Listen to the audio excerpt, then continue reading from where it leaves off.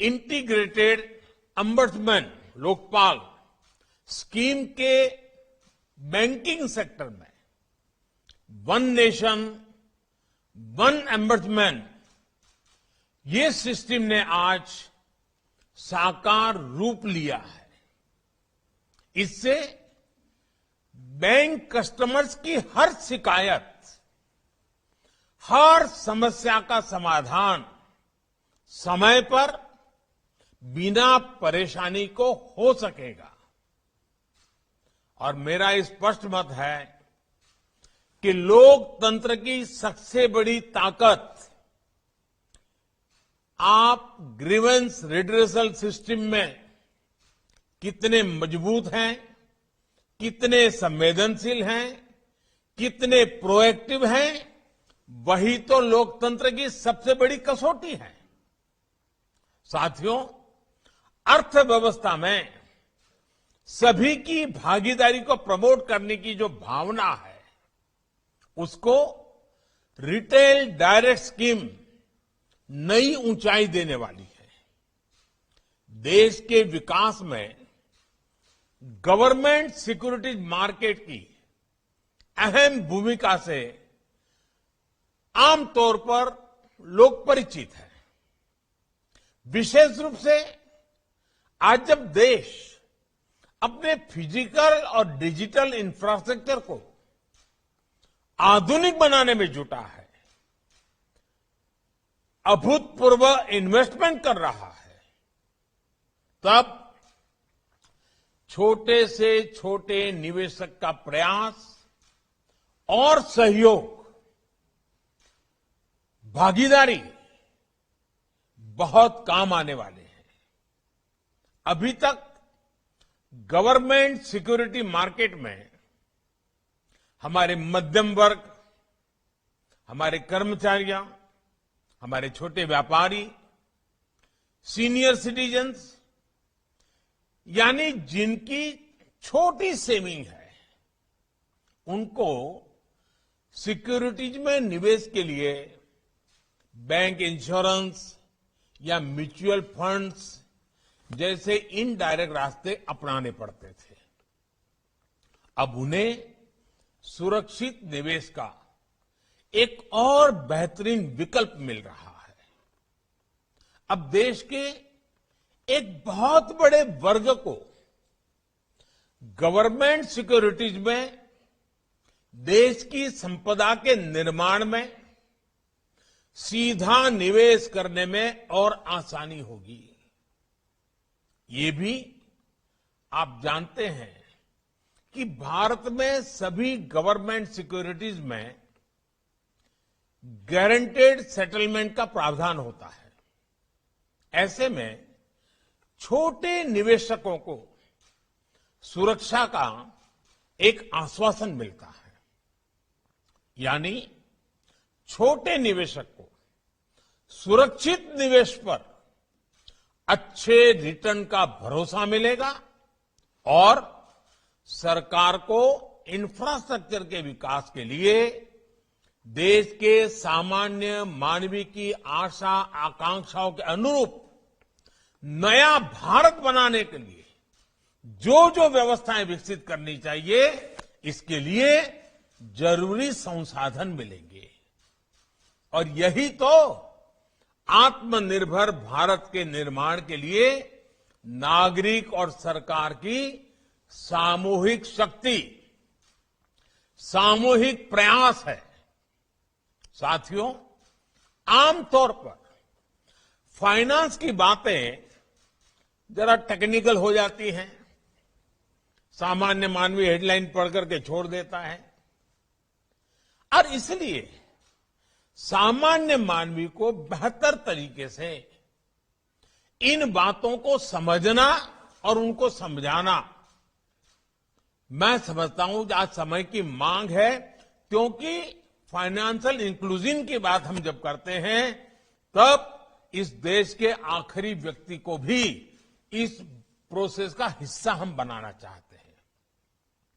आप experts in सारी बातों से भली भांति परिचित हैं, लेकिन देश के सामान्य जन के लिए भी ये जानना उनकी बहुत मदद करेगा। जैसे उन्हें पता होना चाहिए कि इस योजना के तहत फंड मैनेजर्स की जरूरत नहीं पड़ेगी, सीधा retail direct guilt RDG account खोला जा सकता है। ये अकाउंट भी ऑनलाइन खोला जा सकता है और सिक्योरिटीज की खरीद फरोख्त भी ऑनलाइन संभव है। सैलरी वालों या फिर पेंशनर्स के लिए घर बैठे बैठे सुरक्षित निवेश का ये बहुत बड़ा विकल्प है। इसके लिए कहीं भी आने जाने की जरूरत नहीं है। फोन और इंटरनेट से ही आप मोबाइल फोन पर इंटरनेट कनेक्टिविटी आपका काम हो जाएगा। ये आरडीजी अकाउंट निवेशक के सेविंग अकाउंट से भी लिंक होगा, जिससे सेल परचेज ऑटोमेटिक, खरीद फरोख्त का जो काम है ऑटोमेटिक संभव हो सकेगा। आप कल्पना कर सकते हैं लोगों को इससे कितनी आसानी होगी। साथियों, फाइनेंशियल इंक्लूजन और ईज ऑफ एक्सेस जितने जरूरी हैं, ईज ऑफ इन्वेस्टमेंट और बैंकिंग सिस्टम पर सामान्य जन का भरोसा भी, सामान्य जन के लिए सुविधा भी, सामान्य जन के लिए सरलता भी उतना ही आवश्यक है। एक मजबूत बैंकिंग सिस्टम मजबूत होती अर्थव्यवस्था के लिए बहुत जरूरी है। 2014 के पहले कुछ सालों में देश के बैंकिंग सिस्टम को जिस प्रकार से नुकसान पहुंचाया गया था, आज हर किसी को पता है कि कैसी स्थितियां पैदा हो गई थी, क्या कुछ नहीं हुआ था। बीते 7 सालों में एनपीएस को पारदर्शिता के साथ रिकॉग्नाइज किया गया, रिजोल्यूशन और रिकवरी पर ध्यान दिया गया, पब्लिक सेक्टर के बैंकों को रिकैपिटलाइज किया गया, फाइनेंशियल सिस्टम और पब्लिक सेक्टर बैंकों में एक के बाद एक रिफॉर्म्स किए गए। जो विलफुल डिफॉल्टर्स पहले सिस्टम से खिलवाड़ करते थे, अब उनके लिए मार्केट से फंड जुटाने का रास्ता बंद कर दिया गया है। पब्लिक सेक्टर बैंकों से जुड़ी गवर्नेंस में सुधार हो, डिसीजन मेकिंग, ट्रांसफर पोस्टिंग से जुड़ी आजादी हो, छोटे बैंकों को मर्ज कर बड़े बैंकों का निर्माण हो, या फिर national asset reconstruction company limited की स्थापना हो, इन सभी कदमों में आज बैंकिंग सेक्टर में नया विश्वास, नई ऊर्जा लौट रही है। साथियों, बैंकिंग सेक्टर को और मजबूत करने के लिए कोऑपरेटिव बैंकों को भी आरबीआई के दायरे में लाया गया।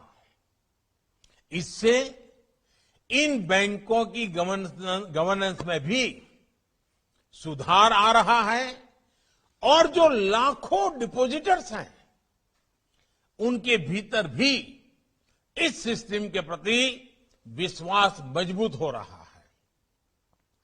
बीते कुछ समय में डिपॉजिटर्स के हितों को देखते हुए ही अनेक फैसले लिए गए हैं। वन नेशन वन अम्बर्समेंट सिस्टम, इससे डिपॉजिटर्स को और इन्वेस्टर फर्स्ट के कमिटमेंट को बल मिला है। आज जो योजना लॉन्च हुई है, इससे बैंक, एनबीएफसीज और प्रीपेड इंस्ट्रूमेंट में 44 करोड़ लोन अकाउंट और 220 करोड़ डिपॉजिट अकाउंट, इसके जो धारक हैं उन धारकों को सीधी राहत मिलेगी। अब आरबीआई के द्वारा रेगुलेटेड सभी संस्थाओं के लिए खाता धारकों की शिकायतों को दर्ज करने, ट्रैक करने और मॉनिटर करने का एक ही प्लेटफॉर्म होगा।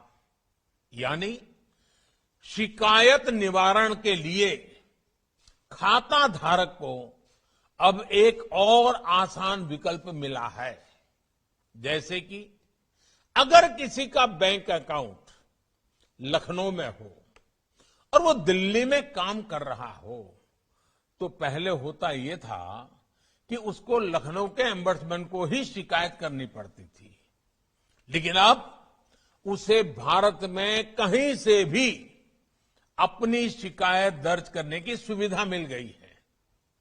मुझे यह भी बताया गया है कि ऑनलाइन फ्रॉड, साइबर फ्रॉड से जुड़े मामलों को एड्रेस करने के लिए आरबीआई ने इस योजना में आर्टिफिशियल इंटेलिजेंस के व्यापक उपयोग का प्रावधान किया है।